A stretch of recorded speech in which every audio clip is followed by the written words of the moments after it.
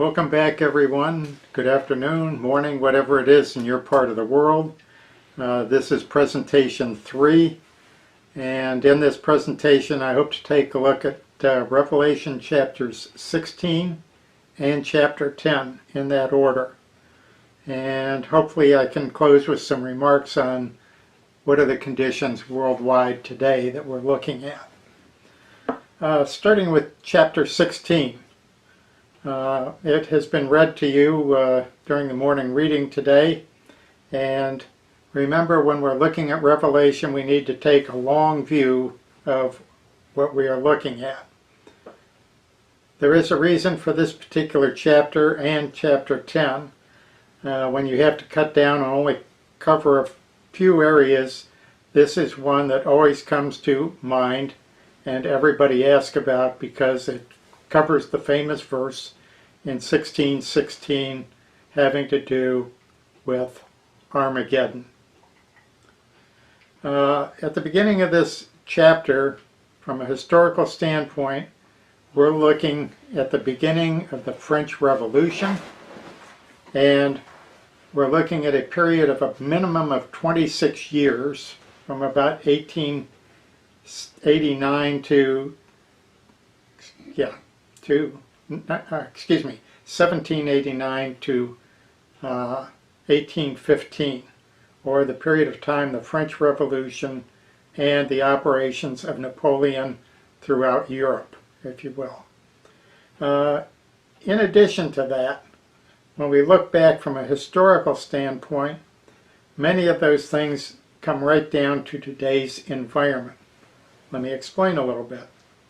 Number one, the same items that were taking place during the French Revolution are the same things that are going on currently in this country and possibly in others around the world. And those are the influences of writings that took place earlier than 1789 by Rousseau and Voltaire and a whole host of others, addressing criticisms of religion and also criticisms of society, education, the same things we hear going on in our country today. So in essence, nothing has changed except the names of the characters who are giving us the information. One of the items that we will try to cover is, remember, we're still looking at the remnants of the Roman Empire, both East and West, and North Africa, and how they evolved over the centuries. And they've evolved into the countries in Europe, Russia, all the way to the USA in this period of time. The Ottoman Empire is covered, and all of North Africa in this particular chapter. And remember, once again, we're not reading this as a novel. We're reading little snippets that give us specific information as to what we need to look at. Remember, we are sitting ourselves back in the position of people who were living in that era and what they were facing. We face our own problems in our own time, but we're looking backwards right now to see what they were going through and what was happening. Some of these events, if you will, that take place during this time cover very short periods of time, and then some of them, as I say, take quite a bit longer, and some of them are still working themselves out in today's world.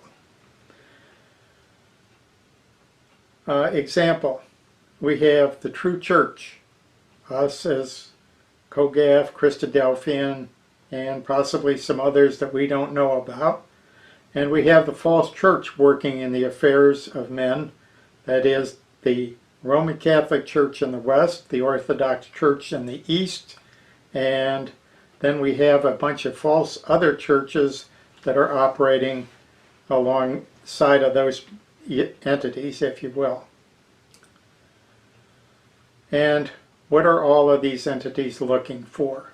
For the most part, they're all looking for the same thing, except hopefully us, and that is their interactions with the civil governments of their time. how that they can get the best advantage or take advantage of the events that are operating during this period of time.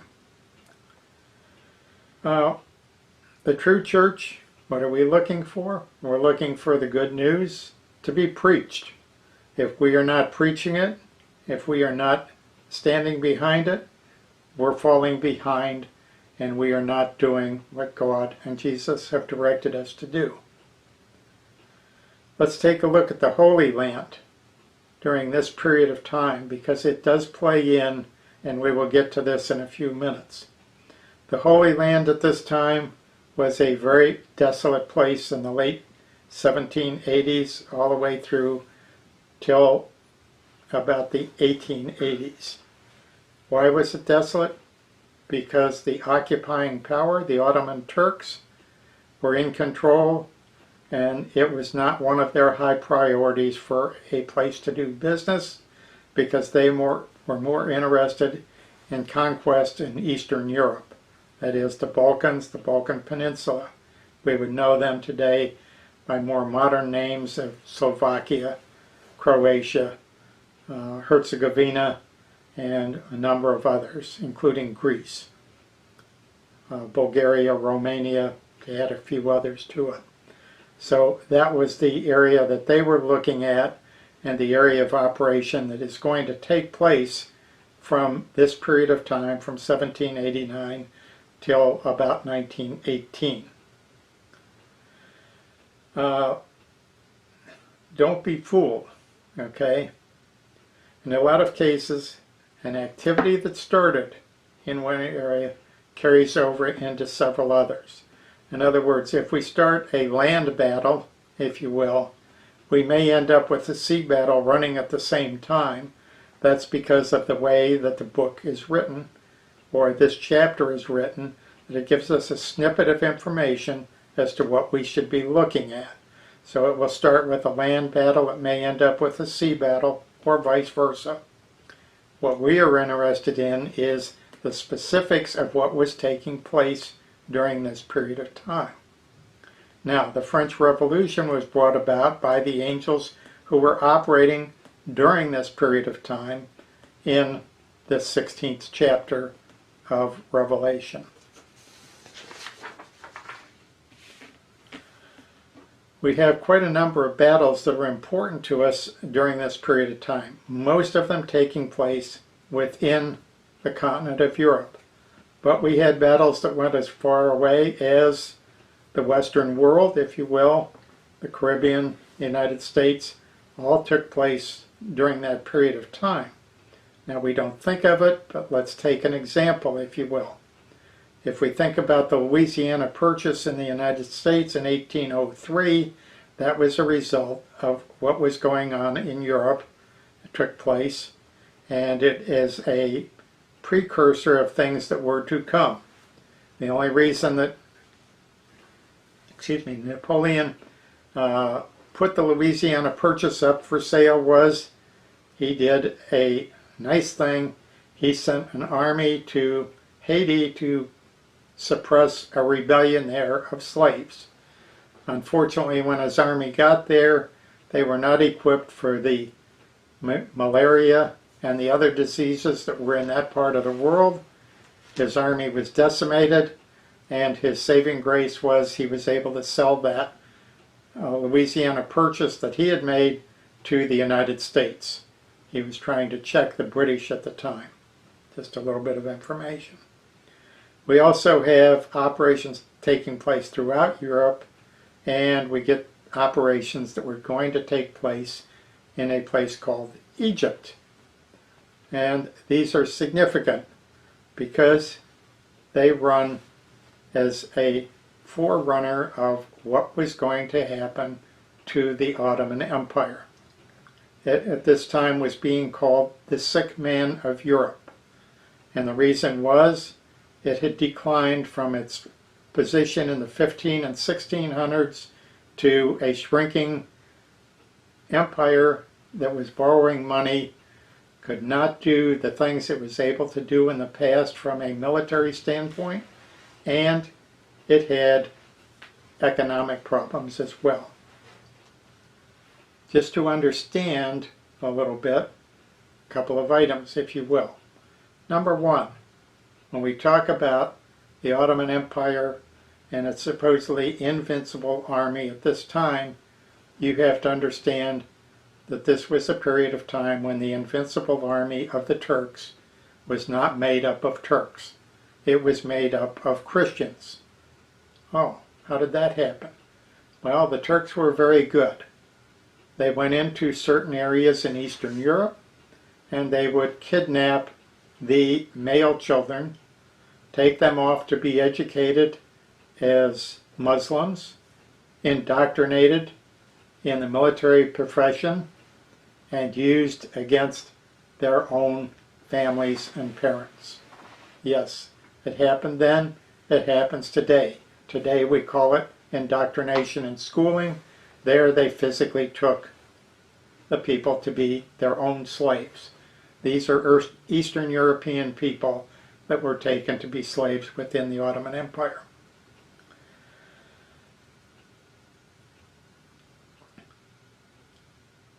Moving on, if you will, we have quite a number of operations that are going to take place. But number one, and what is central, is looking at verse 16 of this particular chapter, and that is the one that has the word Armageddon in it.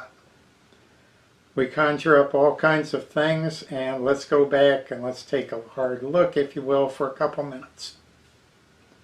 Where did this come from? Where did some of the information come from that we still use today? Well, it actually goes back all the way to the late 1400s, early 1500s, called the Reformation.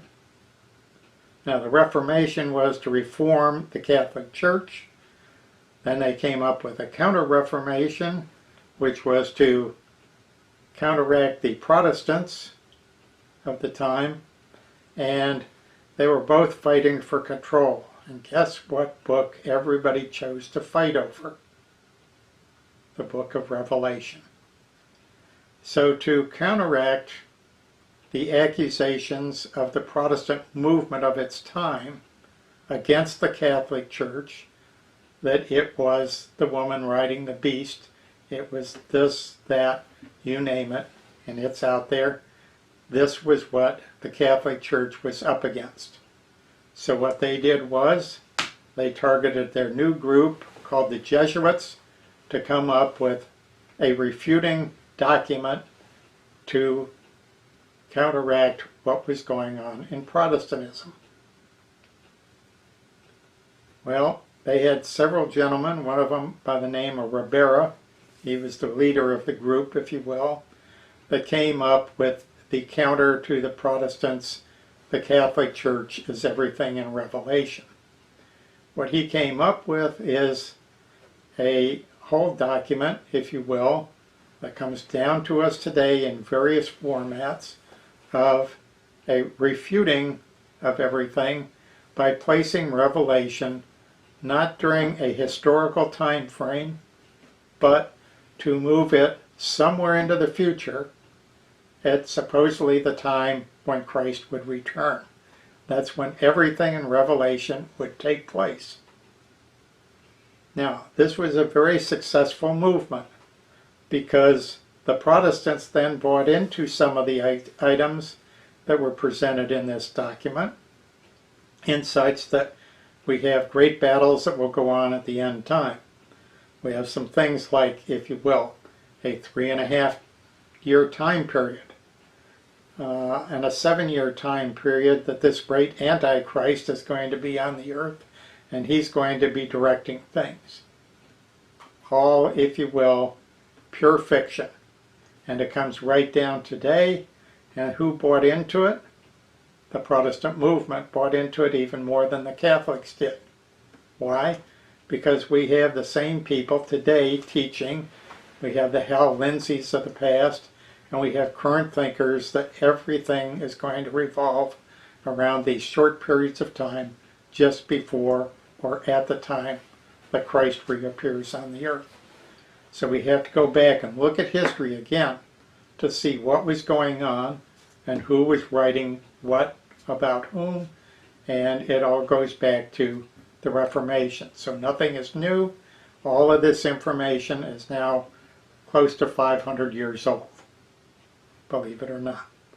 So we're all looking at, whether you want to like history or not, you are all looking at history every time you pick up the book of Revelation in some form or another. Within this historical context, I can find all kinds of battles that took place everywhere from Europe, Germany, France, all the way across. Everybody remembers, if nothing else, by the work of the 1812 Overture, which is supposedly a reference to Napoleon invading Russia and its invasion of Moscow, in which he lost probably 5/6 of his army of 600,000 men that he started out with. As the time frame, he said, who in their right mind would burn their capital? Well, they burned their capital of Moscow and left him with nothing to retrek across Russia in the winter of 1812, 1813.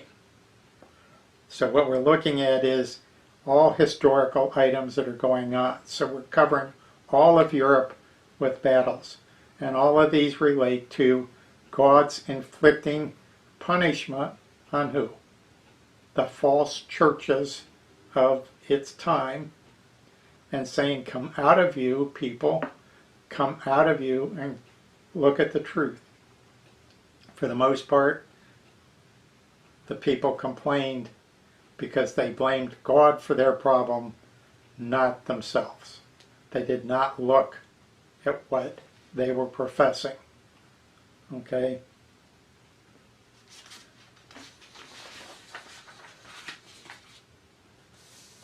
One of the battles that takes place that is very crucial to the 16th verse takes place in called about 1799, is the Battle of the Nile. This is where the British sunk the French fleet because Napoleon had invaded Egypt at the time. Not only did he invade it with an army, he took a whole bunch of people to survey the pyramids, to survey all of the antiquities of Egypt.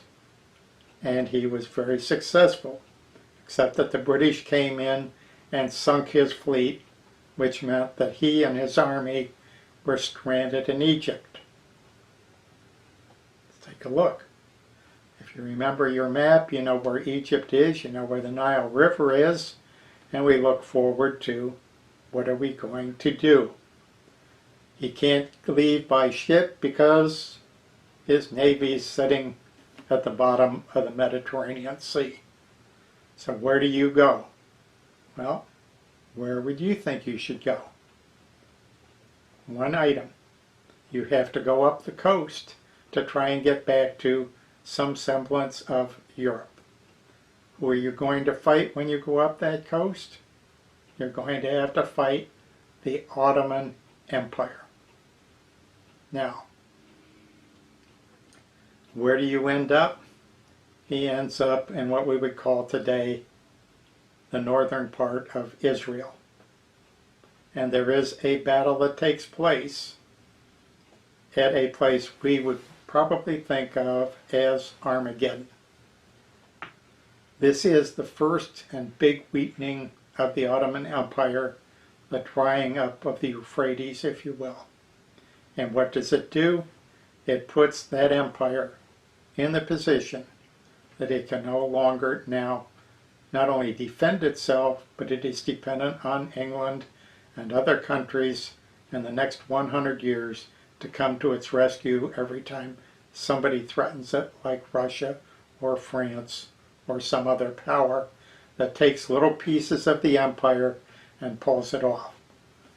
During this period of time, this 100-year period of time roughly, we have all kinds of countries in southeastern Europe that are Orthodox Christianity, if you will, Orthodox Catholic.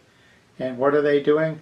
They're breaking off from the empire that they have been under the suppression of for 400 or 500 years. Everything from outside of Vienna, Austria, to what we would call today modern Yugoslavia, okay? All of those countries, there were about 18 of them, I believe, at last count, that broke away from the Ottoman Empire. So the Ottoman Empire was decaying during this period of time. And what we're looking at is this decaying process was to set up what was the final outcome would be in 1917. Okay? But when we look at the word Armageddon, it only appears once in our Bible. It appears in the 16th verse, if you will, of chapter 16. We have tied into that particular word throughout the last 150 years or so by various writers giving us their various thoughts on the battle. One of the things we have to keep in mind, if we're looking historically at this particular time period, can we leave that time period to suddenly move, as we have done, as others have done in the past, and move that time frame all of a sudden 2, 3, 4, 500, 2,500 years into the future? No, we can't. We have to stick to what's in the book, what's revealed to us, what's given to us. Now, there are some items in here, not just this battle, but there are some other items that are going to operate during this same period of time. And just before this, the verses, as they have been read to us, okay, we have an operation called 3 unclean spirits like frogs.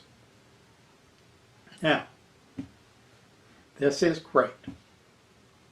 First off, now you're going to have to do more research than you ever wanted to on the frog. And believe me, I'm tired of reading about frogs. They are nasty creatures, if you will, although some people, I'm sure, love frog legs. I am not one of them, so count me out. But what is a frog? Where does it come from? What does it do? What's its natural habitat? It is an aquatic creature that lives mostly on land, but it needs the water to cool its skin, to keep it moist, or it dries out. That's why it burrows into the mud during winter periods of time to hibernate and come back out in the spring. So it's kind of an animal that hibernates, if you will, and also comes out in the summertime. And what is the mode of letting us know that it is there? It croaks. It does not say anything. It is not necessarily, for most people, a pleasant sound.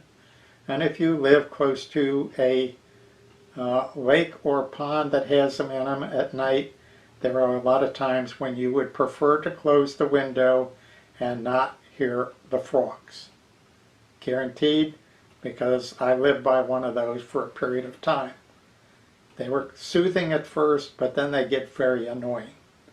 So we've got 3 creatures, if you will, that are coming out of the beast, out of the false prophet, and the dragon. Okay, so we've got 3 spirits that are moving to do things, okay, and what we have to determine is, what are they doing?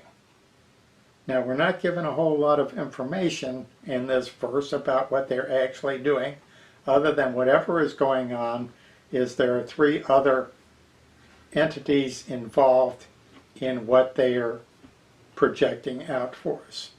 So the dragon, the beast, and the false prophet are the ones that these supposedly frog-like spirits are coming out of. So what is a spirit? In other words, it's something that's coming out that is, if you will, either in a spoken or written form that is coming out of these three creatures to give us or somebody more information. Unfortunately, our problem is John did not give us any more information to go by other than these were coming out. Now, we've associated in the past these three items once again with the French Revolution. Okay? Now, what goes before the French Revolution is the writings of various people. One of them was Rousseau, the other one was Voltaire, and there were about 10 or 12 others that operated during this period of time. What did they do? They wrote about things that they thought should change in their environment. They should change the government. They didn't like the way the government was operating. They didn't like the way the church was operating. They didn't like the way people were raising their children. Sound familiar? It should. We're hearing the same things today out of people. Oh, they could be frogs because they're saying the same things that people were saying back then. And everybody picked this up and it became the talk of the day. Now, these people wrote of it first. Then we come along and we have people who write about communism. Once again, a change in government. And we have Darwin who comes along and he's talking about the environment, where man came from. And what did he come from? Oh, frogs? Something else? Monkeys? Yeah, monkey was the big thing. Or the chimpanzee, it doesn't matter. But he came from something else. What does this mean? It means to us, we have to be looking, because what's coming up today is we're wanting to replace God with man's knowledge of what took place. Once again, we're going back and looking from a historical standpoint, and today's standpoint, nothing has changed except the names of the people who are involved.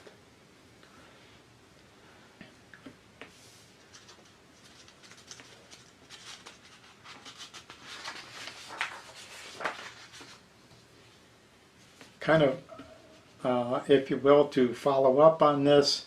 So when we take a look at this verse 16, if you will, we have to ask ourselves, what did and what does it mean? And we can use a little help here from some of our very talented and very knowledgeable people who are out there to look at the history, to look and see what was going on, and give us an update, because our 100-year-old information or more is not filling the gaps. Now, my personal opinion is, how did you get started on this, Bill? Number one, when I was teaching at Macuno, this was one of the things I was going to try and take on at some point. Unfortunately, when you talk to the kids about their schooling, I found out that very few had any background in history. I had one student. That was the one that I taught. So she was the only one who was kind of up to speed on what was going on historically. But we have not educated our children,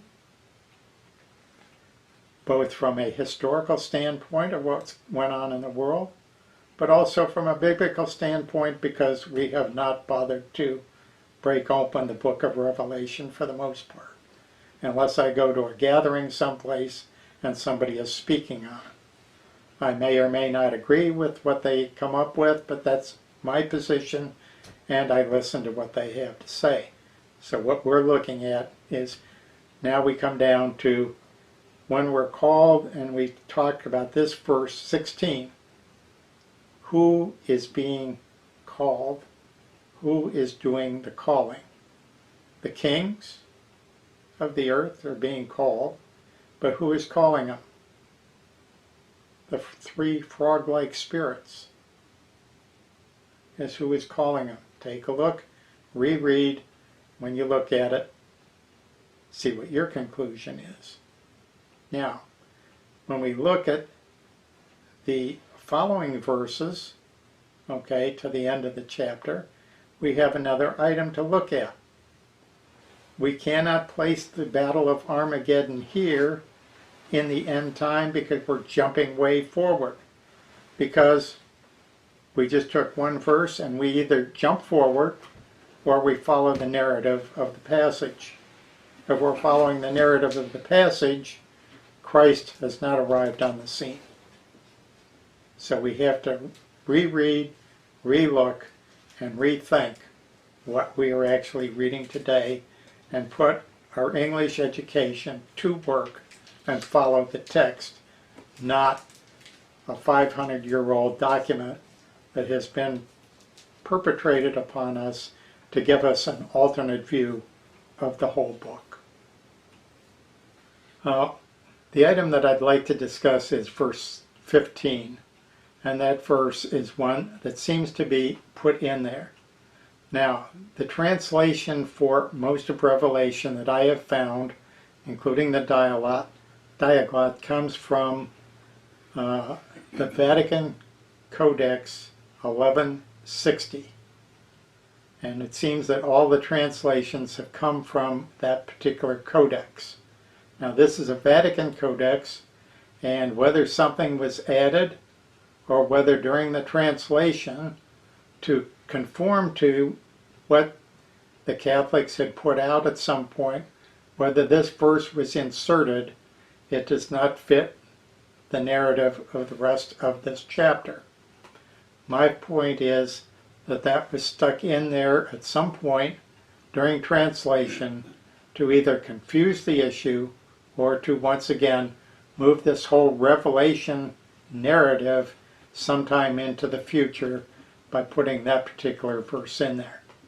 If we go on with the rest of the chapter from 16 on, we're carrying on with a continuation of what was going on with the previous angels and their pronouncements of judgments of what was going to happen. So if we're following through, we have an insert, I feel, that should not have been there. Not being a scholar of Latin, I can't go to the Codex and find out why or when. But remember, all of these were translations, and they all came out, in this particular case, out of the Vatican to be translated. I've looked at the French translation, it pretty much follows the same thing. So my point is, if we've got some very smart individuals, take a look at that verse also. See where it came from. Why was it translated, or why was it put in there like that? Was it in the original? And was it, and here's the big thing, was it in the original Greek? Not from a Latin codex. We don't seem to have anybody that quotes from the Greek codexes, or they were too late in time frame to be used. Thank you. Let's now move on, if you will, and we will start with chapter 10. Chapter 10 is another one of those chapters, if you will, that is short and sweet. But, as it has been read to you, it starts out with a mighty angel. A little bit different. The time frame is given, but it's presented to John, if you will, in this particular set of verses. And it starts out with an angel having his right foot upon the sea and his left foot upon the land. So once again, we're presented, if you will, from a standpoint of the continuing Roman Empire, that we have the two sections, the east and the west part of the empire, in play for the most part. And then we have 7 thunders, and are called angels. I might have to stop.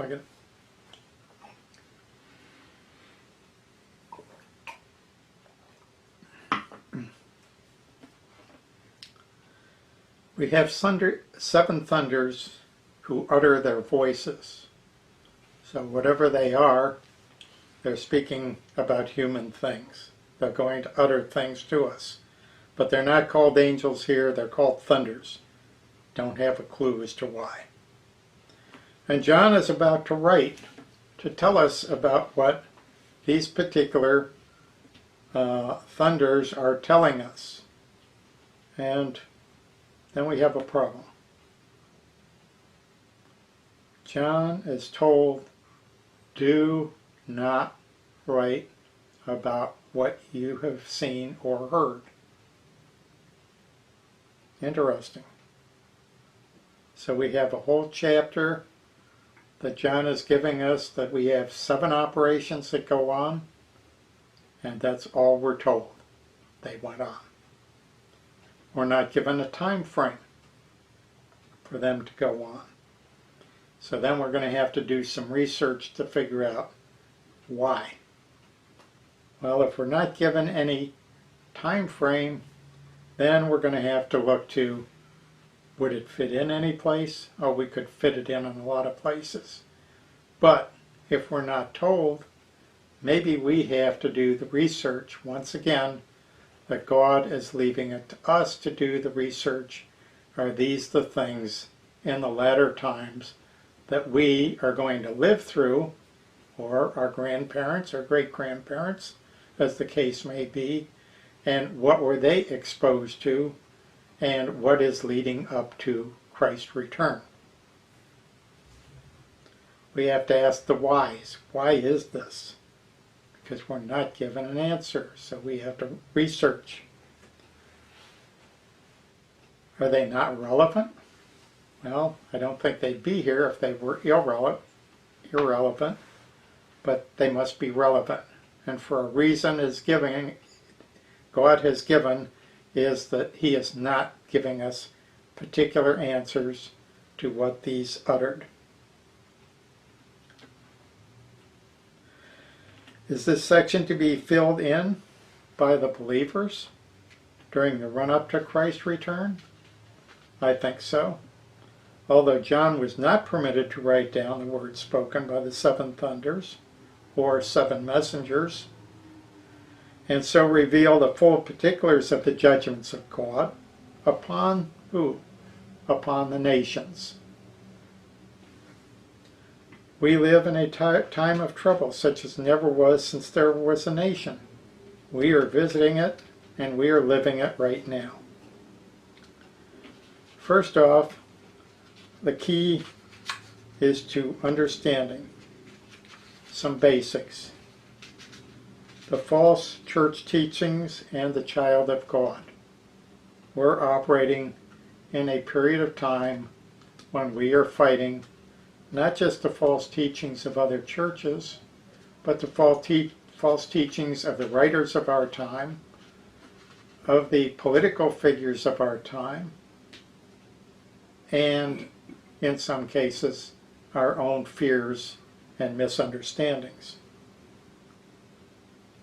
What and who are you following? Are you involved in politics? Yes or no? Well, we all are to some extent because we want to know what's going on around us. Are we to be involved intimately? No. If an idea is presented to you, do you do research? Do you look it up? Do you find out more about it? Or do you take it at face value? Let me give you an idea. We have things called drugs today. Do you look up to see what those drugs do or cause? Or do you listen to the television? Or maybe you use the internet, but do you get a full understanding of how they interact with the human body? Most likely not. They are items that we surface look at. We don't take and look at the deep picture. Maybe I've done a little more than others because I've had a son who's had that problem. And I can tell you after talking with him, there are more items to consider You could become a research scientist on this item if you will. Are you influenced by the thoughts of others? We definitely are. We have not only, today we have not only the written word, the spoken word, but we have visual presentations to help us out to reinforce anybody's particular point of view. What is the whole story? Do we get the whole story? For the most part, we don't get the whole story. We get snippets of information.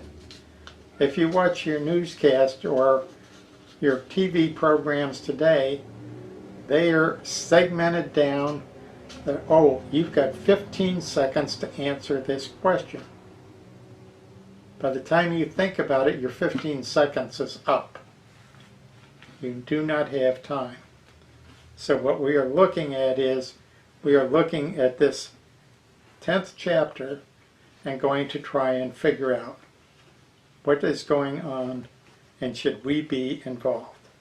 So we've got this first thunder and it issues, but it's got a little open book, and in verse 3 he cries with a loud voice like a lion roaring. Okay. And then the 7 thunders utter their voices. Okay.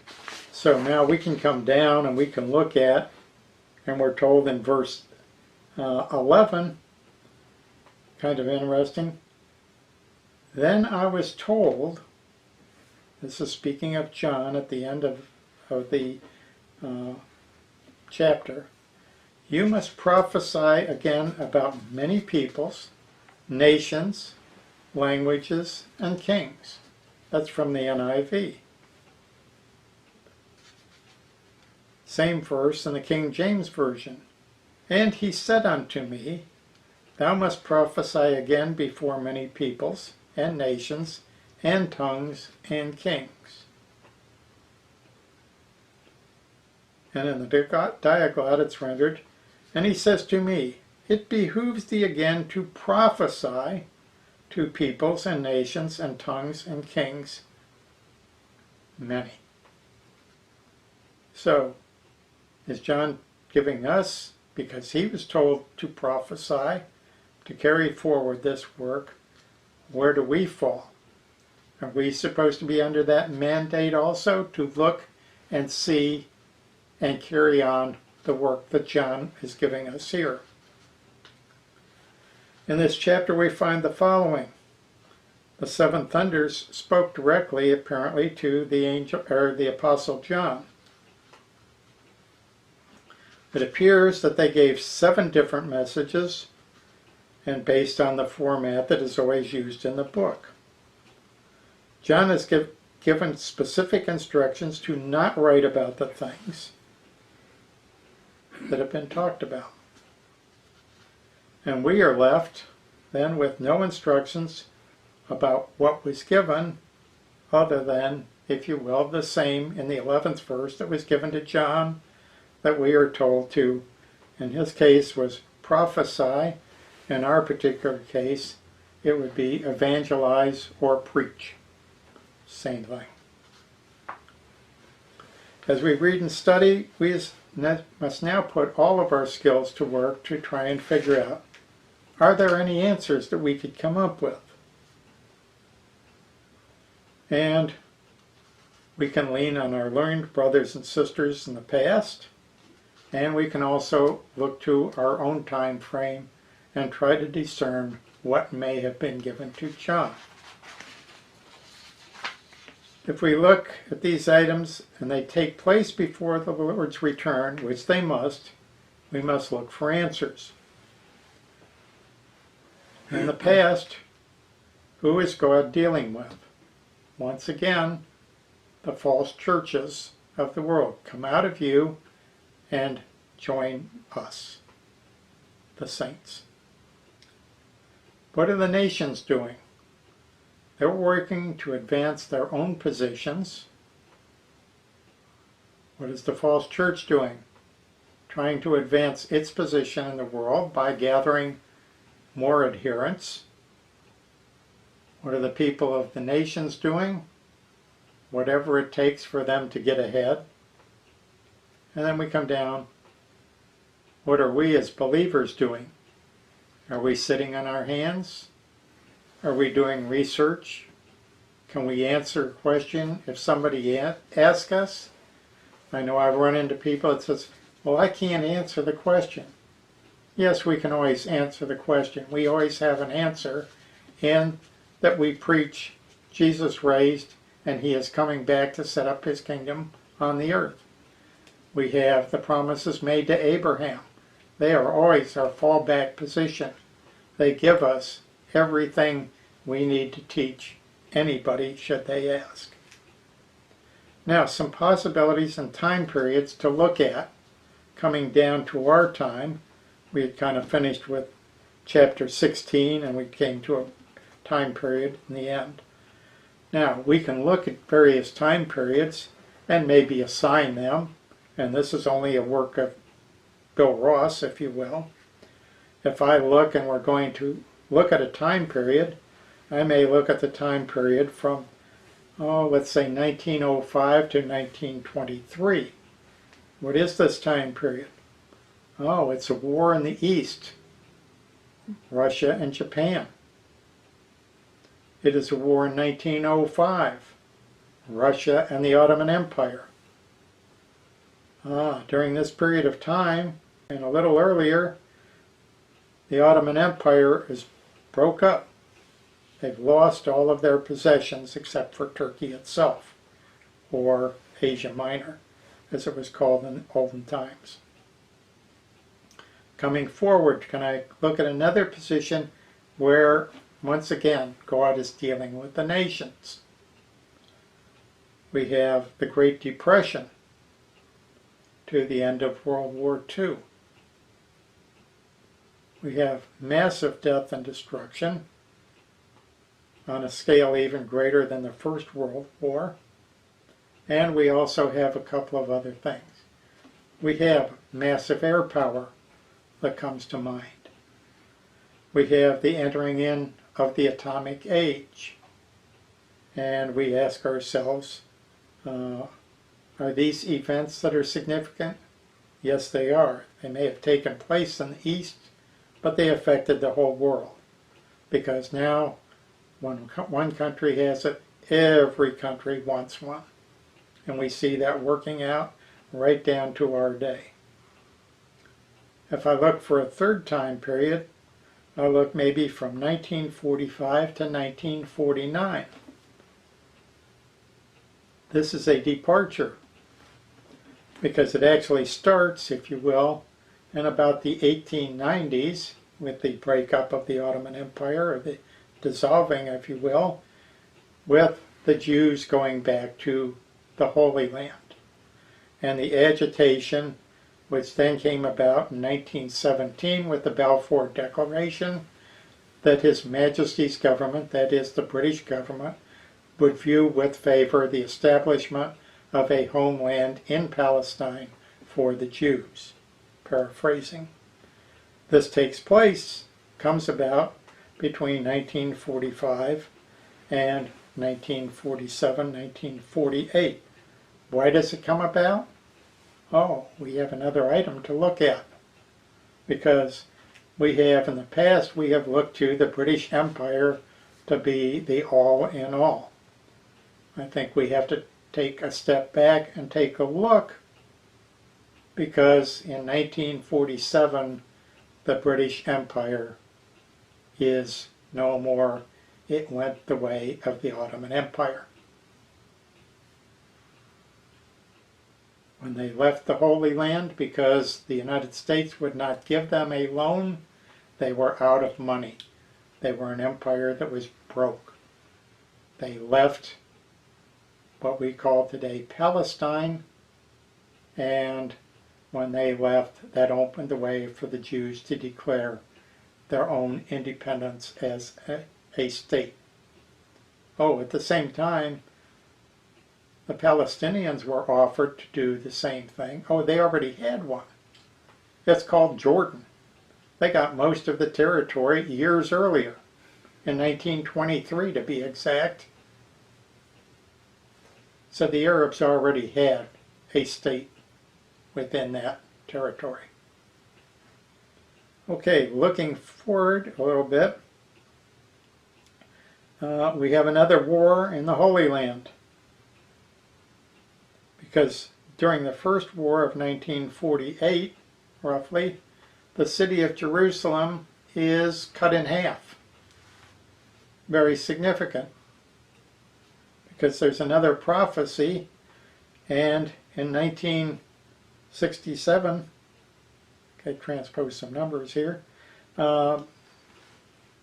another war, and guess what? The city of Jerusalem is reunited as one city, not two halves of a city, one Muslim, one Jewish. Now, what is our problem? We are still trying to figure out today why they allowed the Muslims to retain control of the Temple Mount. It is a festering sore to this day.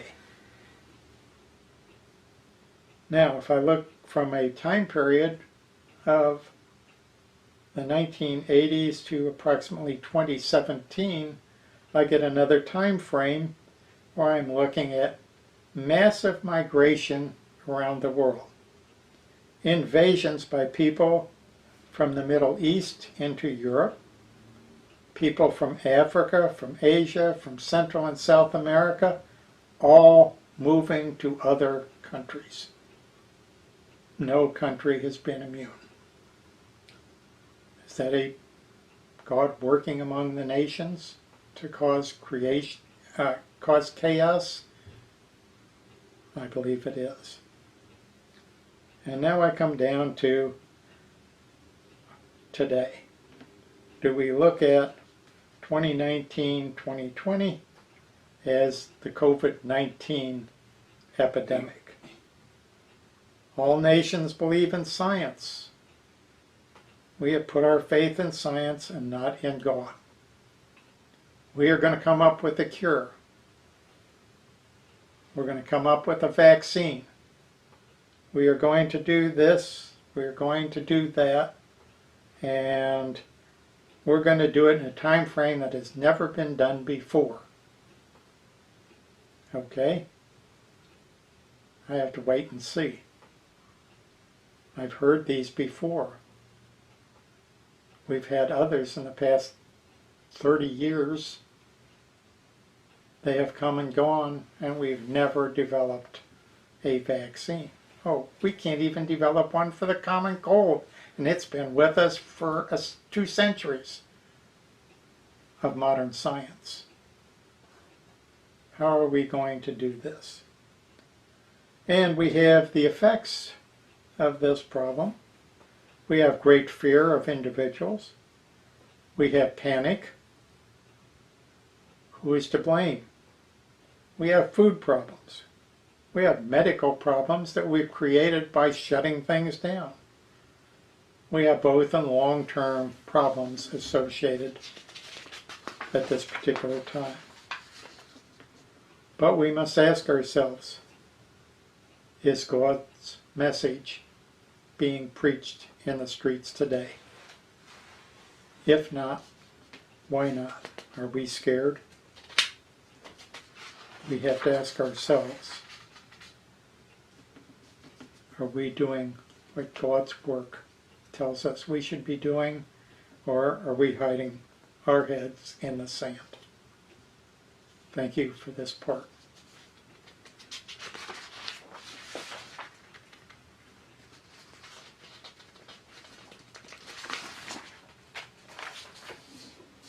Now looking at some closing comments for this third session. And people have asked me about different things, so I'll try and make a few items of statement here and see if we can figure out a few items that I hope will still be relevant by the time that this presentation is put on the air. Number one in my particular book right now is Egypt and Ethiopia.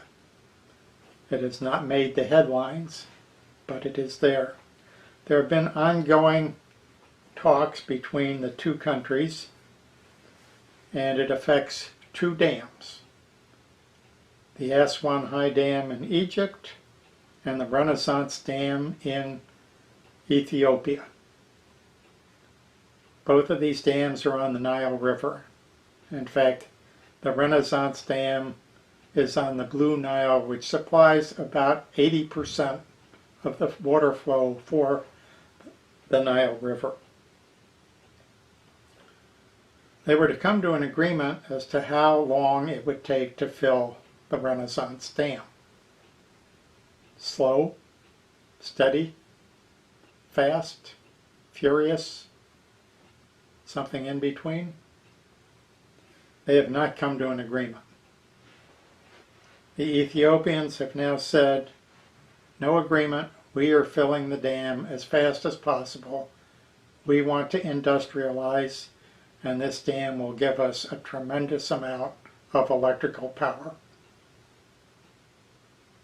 Egypt says if you do that, you will starve our dam at Aswan, which serves all of the Egypt from its southern border to its emptying in of the Mediterranean.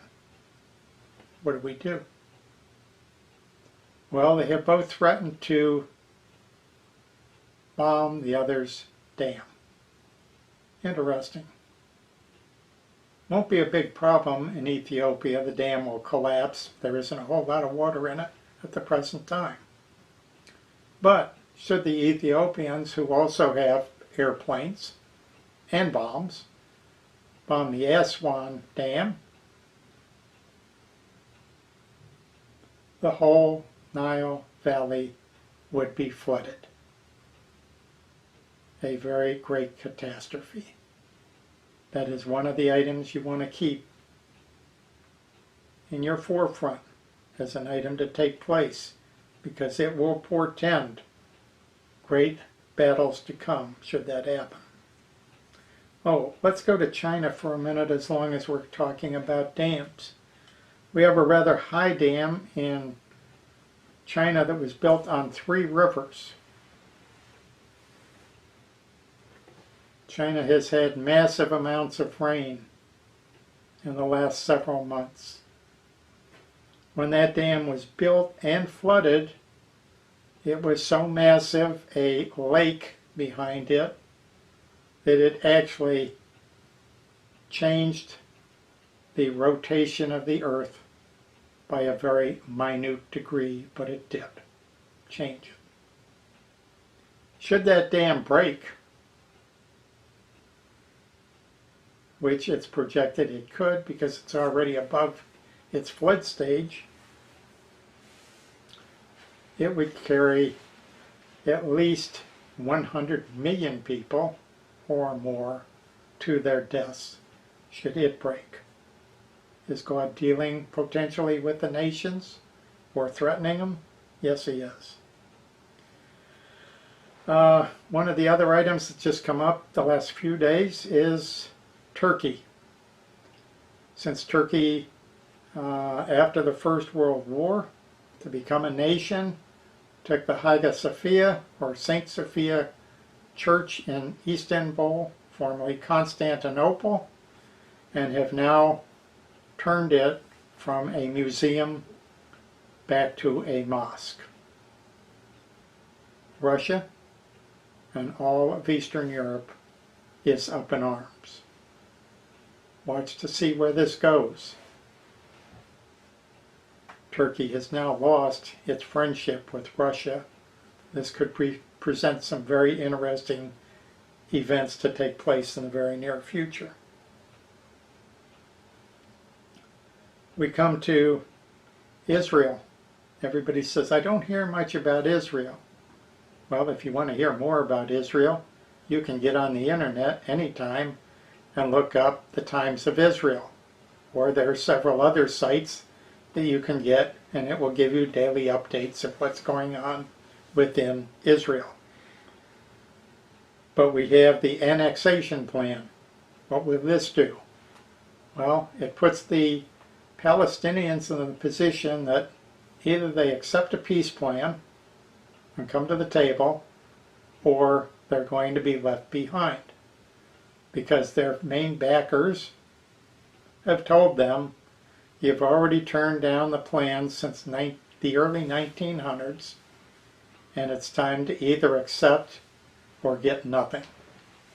Now, what plays into this? Well, Saudi Arabia and several of the other countries during this pandemic has seen their oil revenues fall to the point that within 2 years they are estimated to devalue their currency by 50%. What does that mean? For you and I, we thought the 70s was bad with the spike and increase in oil prices. We haven't seen anything yet. Keep your hats on and your wallets open. It may be coming. One of the other items that keeps coming up is our Supreme Court in the United States has made some very interesting decisions recently which affect or could affect all of us. They have taken words in a document called the Title VII document and have reworded it to, instead of sex, it is now gender. So there is no sex anymore. You are not male or female. You are a gender, whatever that is, or whatever you would prefer it to be. Now, we have another item that's come up. We have storms. Everybody is up in arms about storms. We've had one recently that started in Africa and has come all the way to the United States and produced some very spectacular sunsets for us here in Ohio. Something I didn't know about these dust storms. They periodically come from that part of the world. I lived in Florida a good part of my life, and there's an area where farming was intense in South Florida called the Redlands. I finally found out where the Redlands come from. The Sahara Desert. It's the deposits that take place from those storms coming to the New World. Very interesting. We are also threatened with plagues. We've had the locust in Africa moving into Saudi Arabia and other countries, and they have done devastating work because now we are looking at tremendous parts of the world that will have very low to no food production. Part of this was, like in Ethiopia and some other countries, they shut them down. The farmers couldn't go out and defend their crops against the locust. They have done mighty intense work. As we look around us, we've got uncivil governments and uncivil government leaders. We have right now an intense hatred of Christianity going on. And last but not least, my favorite is paganism. It has now come to the forefront. It is not only openly practiced, we have all over the world fairs, festivals, Burning Man gatherings to honor paganism in our time. Okay, just a couple of items that I seem to have lost in my notes when I was doing that presentation. The one on chapter 10, one of the items that I neglected to include as an item was in 1993, we had the formation of the European Union. And if we think about this, it was the uniting of Europe, if you will. And for the most part, this took place under the eyes and ears of the Catholic Church. They were deeply involved in this. And if you go to most of the countries within Europe and check out their leaders, you find out that they came out of Catholicism, out of the schooling and they are deeply involved not only with church but with state. And other countries around the world, if we look at them, including England and the United States, a lot of our leadership now has come out of the papacy organization. You can look it up, or if somebody wants to give me a call, I'll be glad to expound on that. So just that's an additional item that I neglected to put in there. But on the other thing, on paganism as the last item that I included, just recently to reinforce how much paganism has really interacted in this country. A few nights ago in Portland, as part of their protest, the people sacrificed, if you will, a pig, reminiscent of what happened in 167 BC with Antiochus IV and the sacrificing of the pig within the Jewish temple at the time. So if you don't think paganism is alive and well, think again. This is history repeating itself. So we have quite a number of things that keep going on that we need to keep our eyes on. And the last one is Russia is taking over, if you will, itself, southern Syria, which also has various implications because they're not only trying to replace the government of Syria with Assad, but they are also trying to oust the Iranians from that particular portion of the country, just as an update. I appreciate everybody's attention, and thank you. I had a great time putting this together. Have a great day.